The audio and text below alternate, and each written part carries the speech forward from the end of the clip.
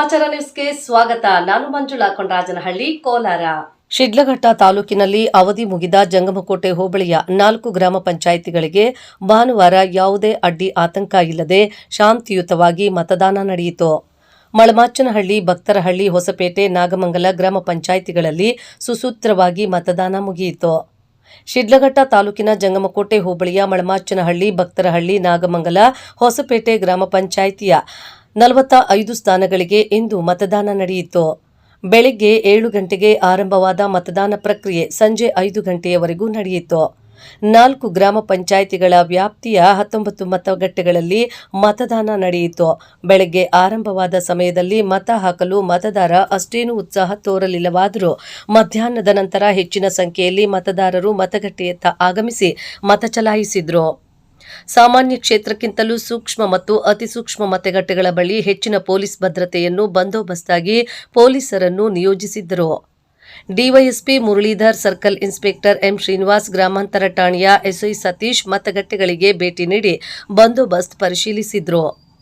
Congress, JDS, ಬಿಜೆಪಿಯ ಬೆಂಬಲಿತ ಅಭ್ಯರ್ಥಿಗಳು ಮತಗಟ್ಟೆ ಬಳಿ ಮತದಾನದ ಕಡೆಯ ಗಳಿಗೆಯವರೆಗೂ ಮತದಾರರ ಮನವೊಲಿಸುವ ಕಾರ್ಯದಲ್ಲಿ ತಲ್ಲೀನರಾಗಿದ್ದರೆ ಅವರಿಗೆ ಪಕ್ಷದ ಕಾರ್ಯಕರ್ತರು, ಮುಖಂಡರು ಸಾಥ್ ನೀಡಿದರು.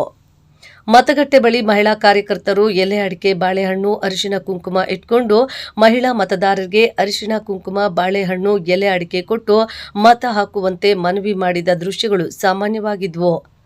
ವಯೋಹಿರಿಯ ಮತದಾರರು, ವಿಕಲಚೇತನರು, ಅಶಕ್ತರಿಗೆ ಮತಗಟ್ಟೆಗೆ ಆಗಮಿಸಲು ತ್ರಿಚಕ್ರ ವಾಹನ ವ್ಯವಸ್ಥೆ ಮಾಡಲಾಗಿತ್ತು.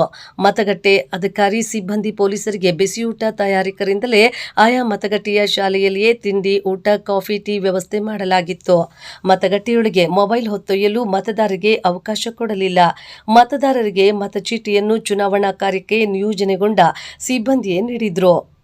ವರದಿ ಮಳಮಾಚನಹಳ್ಳಿ, ಗೋವರ್ಧನ್. ತನುಶ್ರೀ ಅಂತ. ನಾನೀಗ ಇಂಜಿನಿಯರಿಂಗ್ ಮಾಡ್ತಿದ್ದೀನಿ. ನಮ್ಮೂರು ತಾದೂರು ಅಂತ. ಈ ತಾದೂರು ಗ್ರಾಮದಲ್ಲಿ ನಾನು ಮೊದಲನೇ ಬಾರಿಗೆ ಓಟ್ ಹಾಕ್ತಿದ್ದೀನಿ. ನಮ್ಮೂರನ್ನ ಒಳ್ಳೆ ಅಭಿವೃದ್ಧಿ ಮಾಡಲಿ ಅಂತ ಕೇಳ್ಕೊತೀನಿ. ಅಂಥವ್ರಿಗೆ ಜಯಶೀಲರಾಗಿ ಬರಲಿ ಅಂತಲೂ ಕೇಳ್ಕೊತೀನಿ. ಎಷ್ಟೋ ಜನ ಓಟ್ ಹಾಕ್ತಿಲ್ಲ, ತುಂಬ ಜನ ದೂರದಿಂದ ಬರೋರೆಲ್ಲ ಓಟ್ ಹಾಕಲ್ಲ. ಅದರಿಂದ ಒಂದೊಂದು ಓಟು ತುಂಬ ಮುಖ್ಯ ಆಗುತ್ತೆ. ಸೊ ಎಲ್ಲರೂ ಬಂದು ಓಟ್ ಹಾಕಿದ್ರೆ ಅವ್ರಿಗೂ ತುಂಬ ಹೆಲ್ಪ್ ಆಗುತ್ತೆ. ಅಭಿವೃದ್ಧಿ ಮಾಡೋರಿಗೆ ಒಂದು ಹುಮ್ಮಸ್ಸು ಅನ್ನೋದು ಬರುತ್ತೆ ಅಂತ ಕೇಳ್ಕೊತೀನಿ ಅಷ್ಟೇ.